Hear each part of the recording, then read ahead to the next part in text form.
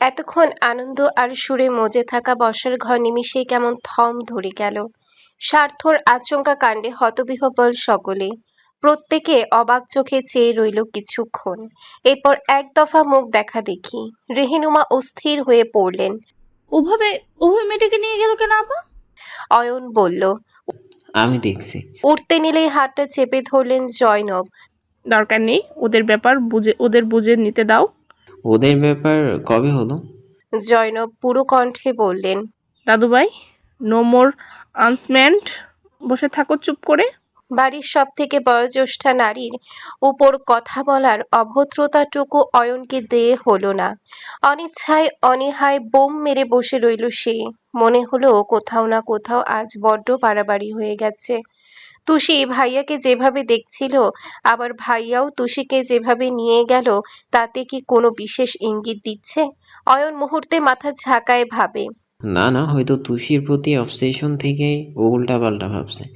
ভাইয়া তো বললো ওদের মাঝে কিছু নেই, আর থাকলেও বা এতগুলো দিনও তুষির উপরে অনেক বেশি দুর্বল হয়ে পড়েছে, এখন পিছু হাঁটা অসম্ভব। আইরিনের সব উচ্ছ্বাস উল্লাস শেষ। ব্যাকুল হয়ে বারবার ওই পথটা দেখছিল সেও। রোকসানা ফিসফিস করে বললেন। কালই বলেছিলাম স্বার্থর মতিগতি ভালো না, প্রমাণ মিলল কিউটি। আইরিনের কান্না পেয়ে গেল। যখনই ও একটু সিগন্যাল পেয়ে আনন্দে ফেটে পড়ে, তখনই তুষি কিছু না কিছু করে ওর থেকে স্বার্থকে দূরে সরিয়ে দেয়। এই মেয়েটাকে কবে না রেগেমেগে ও খুনি করে বসে। সবার এই নিস্তব্ধতা কাটাতে জামিল গলা ছাড়ল, বলল। আচ্ছা, এত চিন্তার কি আছে বলুন তো?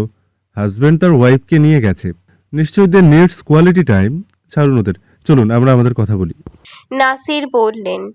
একদমই তাই, আড্ডা জমে উঠেছে, মাটি করে লাভ নেই। ইউষা চোরা চোখে আয়ানের পানি চাইল। শক্ত মুখে হাত মুঠো করে মেঝের দিকে চেয়ে আছে সে। চিবুকের দুপাশে রেখা স্পষ্ট। তনিমা রেহিনুমা মুখ চাওয়াচাই করলেন। স্বার্থ যে বিয়ের ব্যাপারটা পুরোই নাকচ করে দিয়েছিল, কাউকে এখনো বলেননি তারা। এখন জানানোর সময়ও নয়। প্রসঙ্গ কাটাতে হাসলেন তনিমা, বললেন। সেই ভালো। স্বার্থর রুষ্ট চাউনিতে উত্তপ্ত আগুন, নিঃশ্বাসে সাই সাই শব্দ। এসেই তুষির কনুই ছাড়ল, পরপরই নিজের শক্ত দুহাতে সজোরে চেপে ধরল দু বাহু। মেয়েটা নিজের ক্ষুদ্র শরীর সহ তার বুকের কাছে ঘেঁষে এলো অমনি। পুরুষালী আঙ্গুলগুলো হিংস্রের ন্যায় জামা ভেদ করে বসে গেল ত্বকে। তুষি ব্যথায় ঠোঁট কুঁচকে নেয়। স্বার্থর শিষ্কার শ্বাসের তপ্ত বাতাস এসে চোখে মুখে লাগে। ভালো করে তাকানোর আগে কেমন গর্জে উঠল সেই মানুষ। Enough Tushi, just enough. যথেষ্ট হয়েছে, যথেষ্ট করে ফেলেছ। এবারে সব বন্ধ করবে তুমি। I can't tolerate it anymore. Tushi বিস্ময়ে আকাশ থেকে পড়ল। হুট করে স্বার্থর এত রাগ, এত ক্ষোভ আর এই কঠিন চাউনির এক ফোঁটা মানেও ঢুকলো না মাথায়। সরল গলায় শুধালো। কি করেছি আমি? স্বার্থ ক্ষেপে গেল আরো। ইনোসেন্ট সাচ্ছ, বোঝাতে চাইছো তুমি কতটা নিষ্পাপ। অয়নের সাথে তোমার কি চলছে আমি জানি না? আমি ঘাসে মুখ দিয়ে চলি? তুষি তাজ্জব হয়ে বলল। ওনার সাথে আমার কি চলছে? মানে ওনার সাথে কি চলবে আমার? স্বার্থ আরো ক্ষিপ্ত হয়ে চেপে ধরল বাহুটা। তুষি আর্তনাদ করে বলল। লাগছে? স্বার্থ কথায় কান না দেয় না, হিতাহিত জ্ঞান শূন্য যেন, বরং ক্রোধতায় দাঁত খিচে বলল। I just fucked up your acting level. এতটাও শেয়ানা এখনো হতে পারোনি তুমি। যখনই আমি তোমাকে রিজেক্ট করলাম, হোমনি অপশন বি হিসেবে অয়নকে বেছে নিয়েছো কেন? ও ডাক্তার, ভালো বেতন পাচ্ছে, দেখতে ভালো, তাই? তো সে নিস্তব্ধ হয়ে পড়ল। বিমূর্ততায় ঠোঁট দুটো সরে গেল দুপাশে। স্বার্থ বলেই গেল গড় গড় করে। কি করছো কি এসব ওর সাথে? তোমাদের এত মেলামেশা কিসের? কিসের এত হাসাহাসি? বিয়ে করবে ওকে? বলো। আমি তোমাকে বউ বলে স্বীকার করিনি দেখে এখন কি তুমি অয়নের বউ হতে চাইছো? এত সেজে গুজে সিরিয়াস করছো ওকে? তুষি কিং কর্তব্য বিমূঢ়, বাকরুদ্ধ জীব ঘষিয়ে কিচ্ছুটি বলতে পারল না। স্বার্থর রাগ আরো বাড়ল তাতে। হাতটা জোরে জোরে ঝাঁকিয়ে বলল। উত্তর দিচ্ছ না কেন ডাফার? নাকি বলার মতো কোনো কথাই নেই? সত্যিটা ধরে ফেলেছি, তাই না? বুঝে গেছি তুমি কেমন, তাই তো?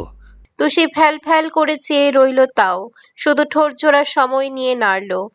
আপনি আমাকে এরকম ভাবেন? ভাবার কি আছে? তুমি তো এমনই। তোমার কি মনে হয় আমি এক দুদিন দেখে তোমাকে কথাগুলো বলছি? নো, দিনের পর দিন চোখের সামনে অয়নের সাথে তোমার বেহায়াপনাগুলো দেখেছি আমি। এই তুমি সৈয়দ বাড়ির মেয়ে? বলে বিদ্রুপ করে হাসলো স্বার্থ। আবার বলল, শরীরে এবারে রক্ত থাকলে কি হবে? মানুষ তো সেই বস্তিতেই হয়েছ। কুকুরের লেজ তো আর কখনো সোজা হয় না, আর না চোর হয় সাধু। লোভী মেয়ে একটা। তুষির চোখের কোণে জল ছুটে এলো, ভেঙে চুরে টুকরো হলো বুকের পাশ। স্বার্থ হুঙ্কার ছুড়ল স্থূল স্বরে। অয়নের থেকে দূরে থাকো তুষি, দূরে থাকো আমার ভাইয়ের থেকে। স্বার্থ অবরোধের খারাপ রূপ দেখতে চেও না। You can't bear it.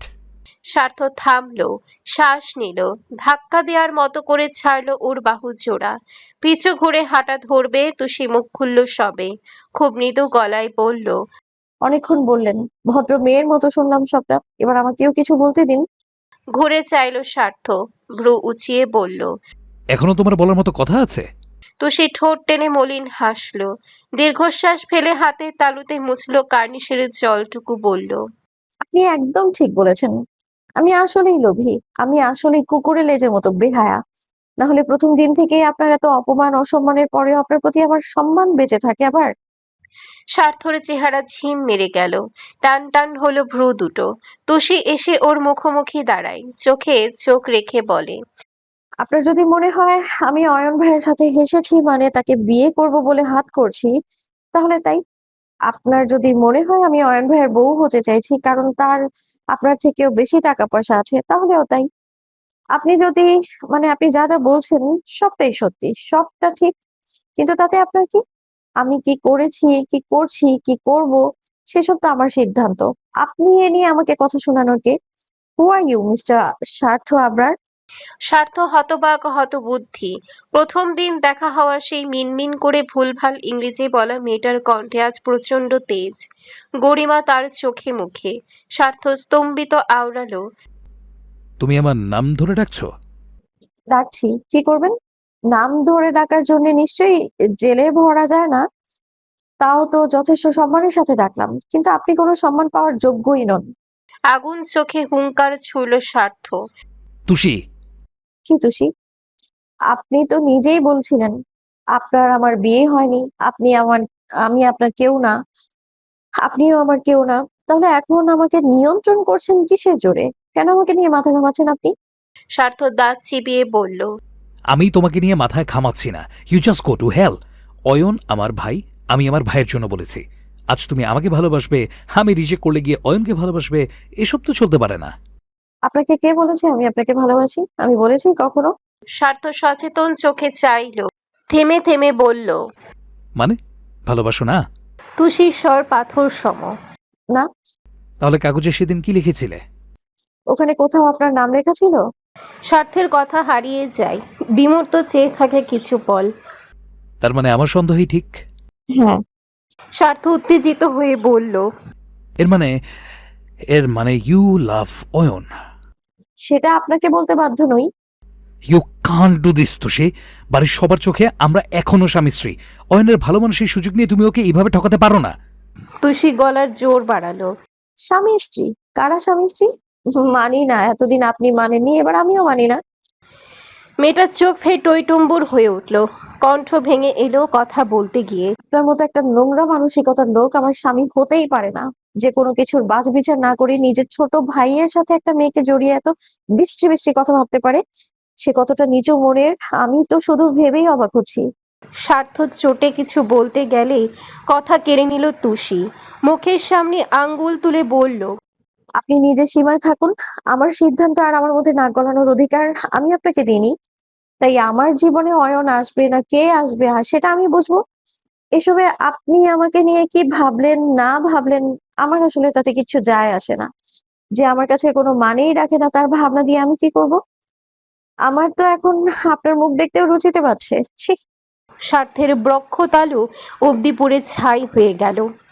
Tushi উল্টো ঘুরে হাঁটা ধরতেই সঙ্গে সঙ্গে বিশাল ফুলদানির গায়ে লাথি মারল সে। শব্দটায় এক কদম থামল তুষি, ঢোক গিলে পরপরই ঢুকে গেল রুমে। এই নিস্পৃহতায় ভীষণ রোষে ফেটে পড়ল ছেলেটা। উন্মাদের ন্যায় দর হাতে ৮-১০টা ঘুষি মারল দেয়ালে, আঙ্গুল সহ ছুলে চামড়া উঠে এলো তাতে। ফুলদানি ভাঙার শব্দে ছোটে হাজির হলেন তনিমা। রেহেনুমাও পেছনে এসে দাঁড়ালেন। কি হলো? কি ভাঙলো? পরপর মেঝেতে ছড়ানো টুকরোগুলো দেখে আঁতকে উঠলেন দুজনে। এই কি, এটা ভাঙলো কি করে? ছেলের দিকে তাকাতেই চোখ পড়ল হাতে। জায়গায় জায়গায় ছোপ ছোপ রক্ত দেখা যাচ্ছে। তনিমা আর্তনাদ করে বললেন, ওমা, কেটে গেছে দেখি। কি বা? হাতটা ধরতে গেলেই স্বার্থ ঝট করে সরিয়ে নিল। একটা কথাও না বলে হনহন করে ফিরে গেল ঘরে। তার চেহারার দুরূহ কটমটে দশায় বসার ঘরের সবাই বুঝে ফেলল একটি নীরব দাঙ্গা শেষ হলো এখনই। তুষি অধৈর্য হাতে দরজা আটকে দেয়, পিঠ ঠেসে মেঝেতে বসে পড়ে, হাঁটুতে মুখ চেপে হু হু করে কেঁদে ওঠে পর পর। আপনি আমাকে এতগুলো খারাপ কথা বলতে পারলেন, এত জঘন্য ভাবতে পারলেন আমাকে। আপনাকে ছাড়া আমার শূন্যতায়, আপনাকে চাওয়ার পরেও আপনাকে না পাওয়ার অপূর্ণতায় যেখানে প্রতি মুহূর্তে গুমড়ে মরছি আমি, সেখানে আমি অন্য কাউকে নিয়ে ভাববো, তাও তার টাকা, তার অবস্থা দেখে? এও সম্ভব? আপনি আমাকে বুঝলেনই না বিটকেল, আমার ভালোবাসাও বুঝলেন না আপনি। আপনি তো শুধু নিজের রাগ, নিজের ইগোকেই বুঝলেন। এতটা নিচে নামতে কি করে পারলেন আপনি? আমার চরিত্র নিয়ে ইনিয়ে বিনিয়ে এবার বলতে আপনার একটুও বাধেনি? তুষি মুখ তুলে এক ঘষায় চোখ মুছল, নাক টেনে সামলালো নিজেকে, দৃঢ় কণ্ঠে বলল, আচ্ছা বেশ, আমার ভালোবাসা যখন বুঝলেনই না, তখন তুষিও আর ভালোবাসবে না আপনাকে। এবার থেকে আপনাকেও শুধু ঘৃণা করবো আমি। আজ আপনি যা যা বললেন, সেজন্য তুষি কখনো আপনাকে মাফ করবে না, কখনো না। ইউষা উদ্বিগ্ন চিত্তে ছুটে এলো। ভেতরে ঢুকতে গিয়ে দেখলো দরজা বন্ধ। সাথে সাথে ধাক্কা দিয়ে ডাকলো, তুষি, তুষি, কি হয়েছে? দরজাটা খোলো তুষি। উত্তর এলো ভাঙা স্বরে, আমাকে একটু একা থাকতে দাও ইউসা। না, আমাকে তো কখনো একা ছাড়োনি, তাহলে আমি কেন ছাড়বো? খোলো না প্লিজ, কি হয়েছে বলো আমাকে। বললাম না যাও, একটু একা থাকতে দাও আমায়, আল্লাহর দোহাই তোমার। ইউষা হা করতে নিলেই অয়নকে দেখে থেমে গেল। ছেলেটা চেহারার উৎকণ্ঠার বন্যা। এসে নিজেও দরজায় বাড়ি দিল দুটো। তুষি, হ্যাঁ তুষি, শুনতে পাচ্ছ? ভেতর থেকে উত্তর এলো না। অয়ন ইউষার দিকে চাইলো। ভাইয়া ওকে কি বলেছে তুই জানিস? ইউষা মাথা নাড়লো দুপাশে, জানে না। অয়ন চোখ গরম করে একবার ওপরে স্বার্থের ঘরের দিকে চাইলো। পোক্ত চিবুকে হাঁটা ধরতে হাতটা টেনে ধরলো ইউষা। ভাইয়ার কাছে যাচ্ছ? আজ আমি এর একটা বোঝাপড়া করব, যার সাথে ওর কোনো সম্পর্কই নেই, আর তার সাথে এসব আচরণের মানে কি? কিভাবে ও নিজেকে? পাগল হলে? এখন পরিস্থিতি হাতে নেই অয়ন ভাই, এমন কিছু করো না। কিসের পরিস্থিতি? এমনিতেও আমাকে ব্যাপারটা নিয়ে কথা তুলতে হতো। তুষির সাথে ওর বিয়েটা একটা ছেঁড়া তারের মতো চলছে। শেষ করুন এটা, যাতে ওর উপর আর কোনো অধিকার না থাকে। সেটা অন্তত আমার ইনশিওর করা উচিত। সেসব পরেও করা যাবে। এখন তুষির মন মেজাজ ঠিক নেই, হয়তো কাঁদছে ও। এক্ষুনি আরেকটা অশান্তি না বাড়ালে হয় না বলো? আর তুমি কেন আগে গিয়ে ভাইয়াকে চার্জ করবে? তুষিকে তো এখনো তুমি নিজের কথা কিছু জানাওনি। আগে অন্তত ওর থেকে শুনে নাও ও কি চায়, তারপর না হয় ভাইয়াকে কিছু বলো। তুষিরও তো একটা মতামত থাকতে পারে। অয়নের কপালে ভাঁজ পড়ল, চিন্তার তোড়ে নেমে গেল রাতটা। সত্যিই তো, ও যে এখনো তুষিকে কিছুই জানায়নি। তবে মনে হলো জানালেও উত্তর বদলাবে না। তুষি ওর সাথে এতটা সাবলীল যখন, না বলবে না নিশ্চিত। স্বার্থ সোজা ওয়াশরুমে ঢুকে শাওয়ার ট্যাপ ছাড়লো, পেটানো শরীরটা নিয়ে দাঁড়ালো তার তলায়। আঙ্গুলে প্রত্যেকটি করের হাড়ে ভেসে আছে রক্তের লালচে রং। কতক জায়গায় চামড়া উঠে হা করে আছে, অথচ এক ফোঁটা ব্যথাও সে পাচ্ছে না। বরং ভিন্ন এক রাগে সারা শরীরে ঝলসে যাচ্ছে অ্যাসিড পড়ার মতো। এর তোর ভয়ানক।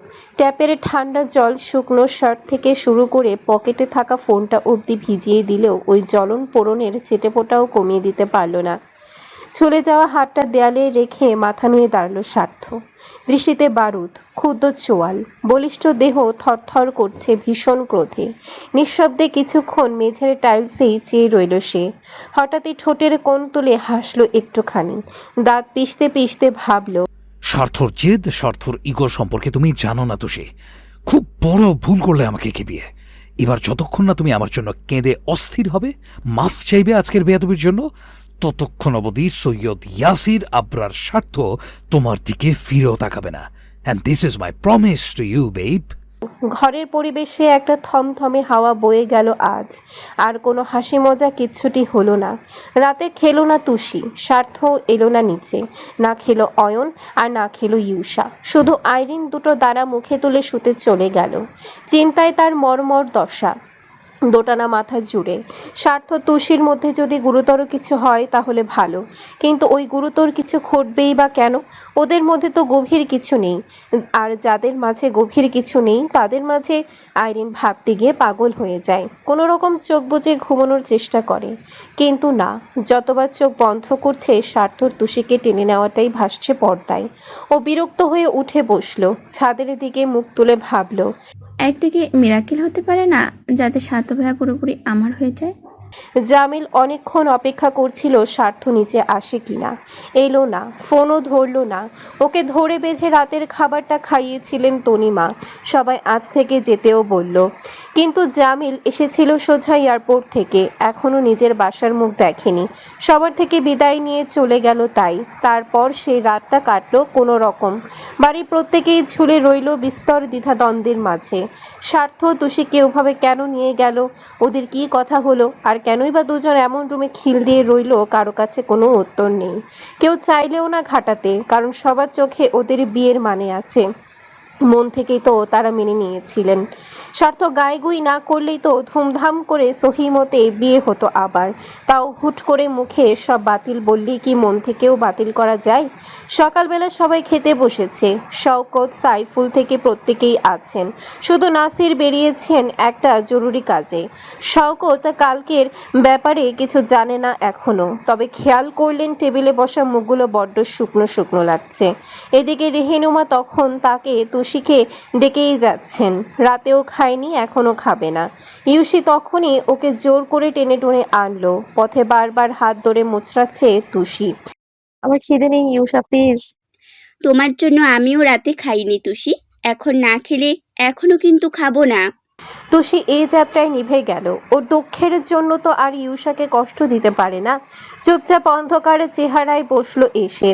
আইরিন অমনি ভেঙচি কেটে মুখ ফিরিয়ে নিল। গা পিত্তি সহ চলে যাচ্ছে তার। অয়ন খেতে খেতে তুষিকে দেখলো এক পল। মেয়েটার মুখ চোখ সেই এইরকম কালো, কি এমন বলল ভাইয়া যে এখনো মুভ অন করতে পারলো না? ওর মনে প্রশ্নটাই করে ফেললেন তনিমা। ওমা, তোর চোখ ফুলে গেল তুষি। এই সত্যি করে বল তো, সাত তোকে কি বলেছে কাল? তুষি মিহিসরে বলল। কিছু না, ছাড়ো এসো। শওকত কপাল কুঁচকে বললেন, বাড়িতে আসলে ঘটেছেটা কি?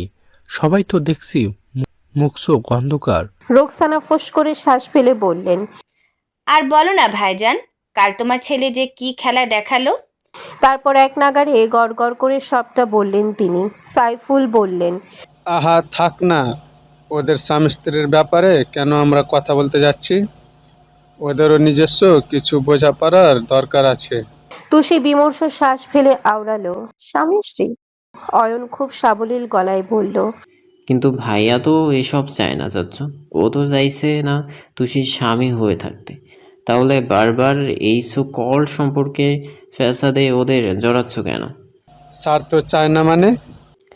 মানেটা মামুনিকেই জিজ্ঞাসা করো, ছোট মাও সব জানে বোধহয়। দুই রমণী নড়ে চড়ে দাঁড়ালেন, মুখ শুকনো করে তাকালেন একে অন্যের দিকে। শওকত শুধালেন, কি হয়েছে তনিমা? কি জানো তোমরা যেটা আমরা কখনো জানি না? তনিমা মাথা নোয়ালেন, খুব মন খারাপ করে বললেন, আসলে সাত্তর সাথে তুলির বিয়ে তো সেইভাবে হয়নি। তখন তুষির নাম পরিচয় সব ভুল ছিল। স্বার্থ জানতো না আসল বউকে। আমি আর ছোট ভেবে দেখলাম সেই ইসলামিক দিক থেকে ওদের বিয়েটা সই হয়নি। তাই স্বার্থকে বলেছিলাম নতুন করে আবার ওদের বিয়ে দেওয়ার কথা, কিন্তু স্বার্থ শুনে মানা করে দিয়েছে। বলেছিলাম ও তুষিকে পছন্দ করে না, ও এসবে ধারে কাছেও নেই। ঘটনা যারা জানতো না একটা ছোট্ট বাজ অমনি মাথায় পড়লো তাদের। তুষির চোখ বুজে ঢোক গিল। এই কথাগুলো শুনলে ওর ওই দিনটার কথা মনে পড়ে যায়। বুকের ভেতরে ফের হিংস্র প্রহার পড়ে, ছিন্ন ভিন্ন হয় ওর অনুভূতিগুলো। কিন্তু কাকে বোঝাবে, কিভাবে বোঝাবে? এদিকে আইরিনের মুখ ঝলকে উঠল। তড়িৎ মায়ের পানি চাইল সে। রোকসানা অবাক হয়ে বললেন, ও মা, তাই? কই ভাবি, তুমি তো আমাদের আগে এসব বলনি। এর জন্যই তো ভাবছিলাম দুজন কেন এখনো আলাদা আলাদা থাকছে। সাইফুল যেন বিশ্বাসই করতে পারলেন না। তার আদরের ভাইয়ের ছেলে, যাকে মনে মনে মেয়ের জামাতা হিসেবে ভেবেও ফেলেছেন, এখন সব এভাবে বদলে যাবে। নিশ্চিত হতে শুধালেন, সার্থ সত্যি এসব বলেছে ভাবি? হুম।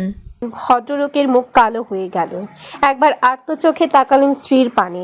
রেহেনুমা দীর্ঘশ্বাস ফেলে বললেন, ওরা যখন চায় না আমাদের আর এগিয়ে কি লাভ বলো? সম্পর্ক সংসার এসব কখনো একতরফা জোর করে হয় না। শওকতও একটা ধাক্কা খেয়েছেন। ভদ্রলোকের অবস্থা আরো বেশি খারাপ এতে। এখানে সবাই অন্তত স্বার্থকে দুটো কথা বলবে, বোঝাবে, চাইলে উপদেশও দিতে পারবে, কিন্তু উনি চেয়েও কিচ্ছু করতে পারবে না।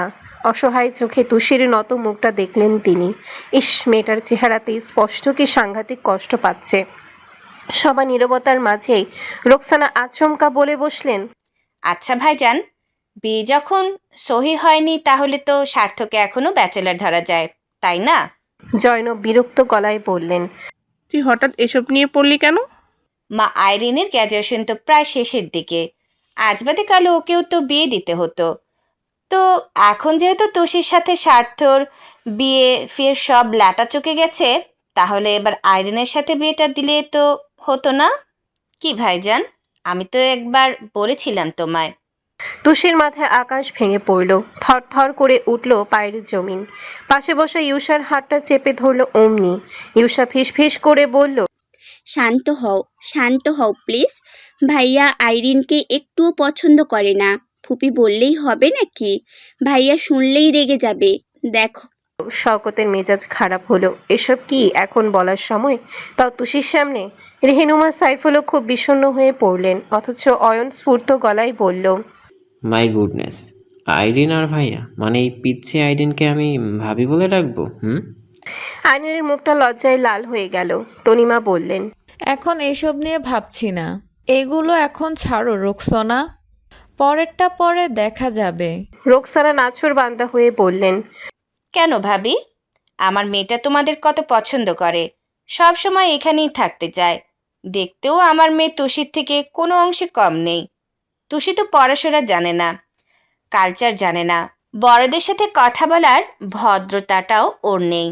তা অয়ন কথা টেনে নিল অমনি। ফুবি প্লিজ, তুমি তোমার মেয়ের প্রশংসা করছিলে করো, মাঝখানে তুষিকে কেন টানছো? ইউষা জিভে ঠোঁট ভিজিয়ে বলল, তাছাড়া ফুপি, ভাইয়া তো বলেছিল ভাইয়া কাউকে বিয়ে করতে চায় না, তাই না বড় মা? তা সেখানে আইরিন আপুকেই বা কেন বিয়ে করবে? তনিমাও তাল মেলালেন, সেই তো, ও এসব শুনলে রেগে যাবে রোকসানা। এইগুলো ছাড়ো, খাও, আবার ঠান্ডা হচ্ছে। রোকসানা বাধ্য হয়ে কথা গিললেন। আইরিনের উত্তেজনাতেও জল পড়ল। কোনো মতে এতক্ষণের রুদ্ধ দমটা একটু ছাড়ল তুষি। আচমকা কেউ বলল, কার বিয়ের কথা হচ্ছে? সবাই ঘুরে চাইল সে পথে। থানায় যাবে বলে তৈরি হয়ে এসে দাঁড়িয়েছে স্বার্থ। সারা শরীরে কড়া পারফিউমের ঘ্রাণ, মুখখানা স্বভাব সুলভ গাম্ভীর্যে ভরা, দৃষ্টি স্বাভাবিক শীতল। গতকালকের ঘটনার চিহ্ন মাত্র নেই।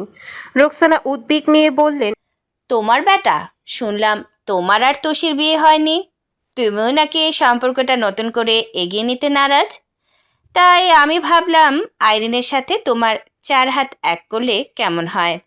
ভাইজানকে বলেও ছিলাম এর আগে, আইরিনটাও তোমাকে খুব পছন্দ করে, কিন্তু তোমার বাবা মা তো এ নিয়ে কথা বলতেই চাইছে না। স্বার্থ আর চোখে একবার তুষির ফ্যাকাশে মুখটা দেখল। কেমন উদ্গ্রীব নয়নে চেয়ে আছে মেয়েটা। সরাসরি সেই চাউনি এড়িয়ে আইরিনের দিকে তাকালো সে। ভ্রু নাচিয়ে শুধালো, তাই? Do you really like me Irene? আইরিনের গুটিয়ে গেল। লাজে রাগা মুখটা নুয়ে মাথা নাড়ল আস্তে। স্বার্থ ফের তাকালো তুষির পানে। মেয়েটার মুখের উৎকণ্ঠা আরো বেড়েছে। হাঁসফাঁস করছে নীরবে। ফ্যাস ফ্যাসে শ্বাসের তোড়ে গলার শিরাগুলো ভেসে আছে স্পষ্ট। রোকসানা রয়ে শুয়ে বললেন, স্বার্থ, তোমার কি কোনো আপত্তি আছে বেটা? স্বার্থ পকেটে হাত গুজে দাঁড়ালো। হাসলো খুব চমৎকার করে। এত শীতল সুন্দর হাসি তার ঠোঁটে আগে কখনো দেখা যায়নি। বলল, না, আমি রাজি। মানুষের শ্বাসনালী কোথায় থাকে? বুকের কোনো পাঁজরে নাকি গলবিলের কোথাও? তুষি এর উত্তর জানে না। থাকে বোধহয় কোথাও, কিন্তু এই মুহূর্তে মনে হলো সে নিঃশ্বাস নিতে পারছে না। কেউ গলা চেপে ধরলে বাঁচার তৃষ্ণায় কোনো প্রাণী যেমন ছটফট করে কাতরায়, চোখ উল্টে আসে, বক্ষ স্পন্দন থিত হয়, ঠিক সেরকম লাগছে। অসার নিস্তেজ হয়ে আসছে শরীর। কেউ কি কানে গরম সীসা ঢেলে দিল? না হলে এই দগ্ধ হওয়া অনুভূতি কিসের? কেউ একজন বুকের ভেতরে হাত ঢুকে হৃৎপিণ্ডটা খুবলে খুবলে তুলে নিচ্ছে হয়তো। তুষির টের পাচ্ছে ওর যন্ত্রণা হচ্ছে। এই যন্ত্রণা ঠিক মরে যাওয়ার মতো। ফ্যালফ্যালে চোখের সম্মুখের পুরুষের পানে চেয়ে রইল মেয়েটা। আকুল হয়ে দেখলো গৌরবর্ণের মুখটার খুঁটিনাটি। ও কি আদৌ ঠিক শুনেছে? উনি সত্যি বিয়েতে রাজি হয়ে গেলেন, তাও ওরই সামনে অন্য কাউকে? এই দৃশ্যেতে ভেজা বিস্ময়, বিমর্ষ শুকনো মুখটা কিংবা চোখের সামনে বসে থাকা গোটা ছোট্ট মেয়েটাকেই এড়িয়ে গেল স্বার্থ। নিজের মতো দাঁড়িয়ে রইল সে স্বভাব সুলভ অষ্টপুটে দুর্বোধ্য তরল হাসি নিয়ে। আইরিন নিজেই খুব চমকে গেছে। সে স্বপ্নেও ভাবেনি স্বার্থ হ্যাঁ বলবে, কিংবা আদৌ আসবে এমন দিন। চোখে মুখে অবিশ্বাস নিয়ে বলল, আপনি আপনি সত্যি বিয়েতে রাজি ভাইয়া? সত্যি রাজি? স্বার্থ কাঁধ উচ্চালো। মিথ্যে কেন বলবো? তুষির শরীরটা থরথর করে উঠল। একটা ঘূর্ণায়মান চক্করে খুব জোরে কাঁপলো হাত পা।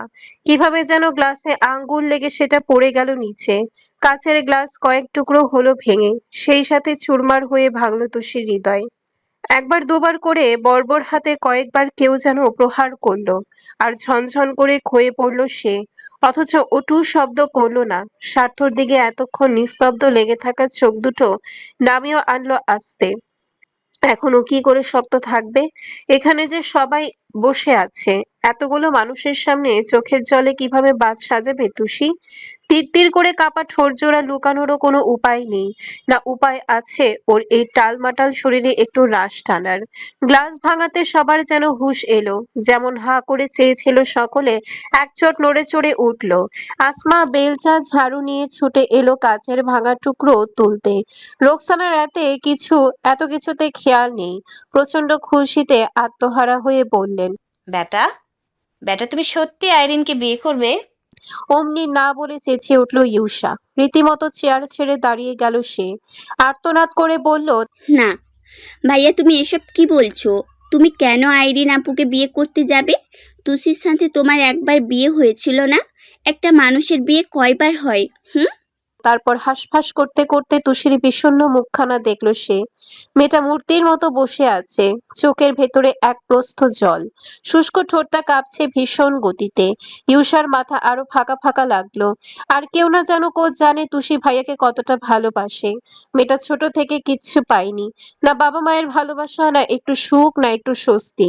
সেই মেয়েটা এখন প্রিয় মানুষকেও হারাবে। খুব আশা নিয়ে স্বার্থর দিকে চাইলো ইউষা। ব্যাকুল হয়ে বলল, প্লিজ ভাইয়া, তুমি এসব ভুলভাল কিছু করো না প্লিজ। উত্তরে স্বার্থ চুপ। চেহারার একটুখানি বদল এলো না, না এলো হাসিতে। হতাশ ইউষার চোখে জল ছুটে এলো অমনি। ভাইয়ের প্রতি দৃঢ় আত্মবিশ্বাসটাও গলে পচে মাটিতে মিশে গেল। এদিকে বিভ্রান্ত অবাক হয়ে চেয়ে রইল অয়ন।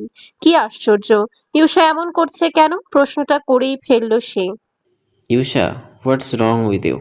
তুই এত ওভার রিয়েক্ট করছিস কেন? শুনলি না ওদের বিয়ে বৈধ হয়নি? কিন্তু কবুল তো বলেছিল অয়ন ভাই, শত শত মানুষের সামনে সই করেছিল কাবির নামায়। তাহলে কিসের বৈধতা আর কিসের অবৈধতা?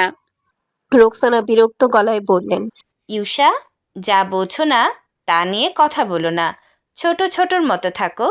কিসের কাবিরনামা, যেখানে বাবা মা সহ ওর পুরো পরিচয়টাই ভিত্তিহীন। যাদের নাম গার্ডিয়ানের জায়গায় লেখা হয়েছিল তাদের কোনো অস্তিত্ব আছে? ওসব তো এই মহিলার বানানো নাম ছিল। কি আমি ঠিক বললাম? প্রশ্নের স্বর তেড়ে আসতেই হাসনা নিরুত্তর মাথা নুইয়ে নিলেন। রোকসানা ফের বললেন, তার চেয়েও বড় কথা, বিয়ে সম্পন্ন হওয়ার আগ অব্দি তো স্বার্থ এটাই জানতো না যে ঘোমটার নিচে কে আছে। তাহলে কোন যুক্তিতে এটা বিয়ে বলে গণ্য হবে? হ্যাঁ? ইউষা কিছু বলতে গেল, তড়িঘড়ি করে হাতটা চেপে ধরল তুষি। নিস্তেজ চোখ তুলে মাথা নাড়ল দুদিকে, বোঝালো কিছু বলো না। ইউষার বুক ভেঙে যায়, ছটফট করে ওঠে। অথচ তুষির এই নীরব বাধা দেওয়াতে দাঁতের গোড়ায় দাঁত পিষে ধরে আরেকজন। রাগটা আরো শক্তভাবে জেঁকে বসে মাথায়। নিরেটে গলায় বলে, এত কথার তো কোনো দরকার নেই। আমি যখন একবার বলে দিয়েছি আমি রাজি, তখন কারো কোনো লেম যুক্তিতে আমার মতের বদল হবে না। সাইফুল দীর্ঘশ্বাস ফেলে মাথা নাড়লেন, বললেন, দেখ স্বার্থ, আমরা তোকে কোনোদিনও তোর কোনো সিদ্ধান্তে নিয়ে জোর করিনি, আজও করব না। তোর জীবন তুই ভালো বুঝবি। তুষি আমার মেয়ে বলেই যে কিছু চাপিয়ে দেব তাও না। তোর যদি মনে হয় এই সম্পর্ক শেষ করে আইরিনের সাথে নতুন সম্পর্ক জুড়বি, আমি সব সময় তোর জন্য খুশি হব বাবা, সব সময় দোয়া করব তোর জন্য।